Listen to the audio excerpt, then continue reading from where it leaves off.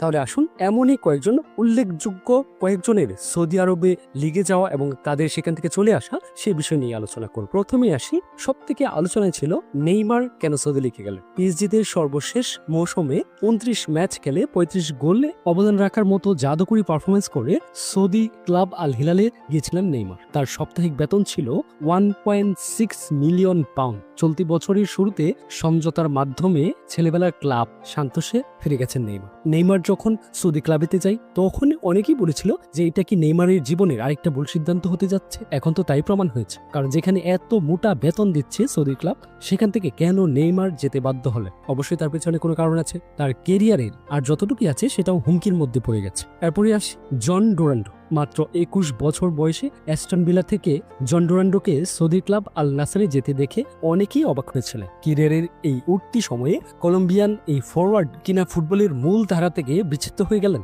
মাত্র 6 মাস সৌদিতে থাকার পর দাঁড়ে তুরস্কের ক্লাব ফেনারবাসেতে চলে এসেছিলেন তিনি। ডোরান্ডোর ক্ষেত্রে একই কথা বলা যায়। এই সিদ্ধান্তটা কি তার ভুল ছিল?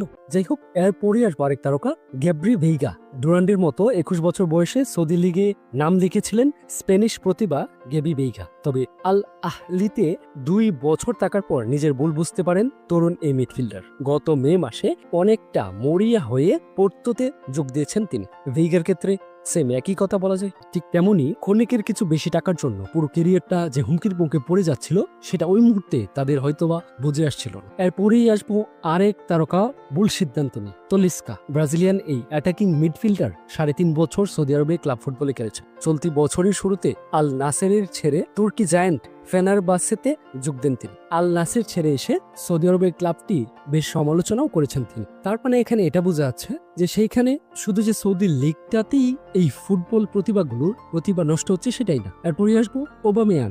ইউরোপিয়ান ফুটবল ছেড়ে যাওয়া 1 বছর পর আবারও পুরনো ঠিকানায় ফিরে এসেছেন পিয়েরে এমেরিক ওবামেয়াং। 36 বছর বয়সী ফ্রান্সে জন্ম নেওয়া গেবনের এই ফরওয়ার্ডকে আল কাদসিয়া থেকে ফ্রি ট্রান্সফারে দলে টেনেছিলেন মার্সি। বরুসিয়া ডর্টমুন্ড, আর্সেনাল, বার্সেলোনা, চেলসির মতো বড় ক্লাবে গেলে এই তারকা সৌদিতে মানিয়ে নিতে পারেন। এরপরেই ভুল সিদ্ধান্তের তালিকায় আছেন আইমেরিক লাপোর্তো।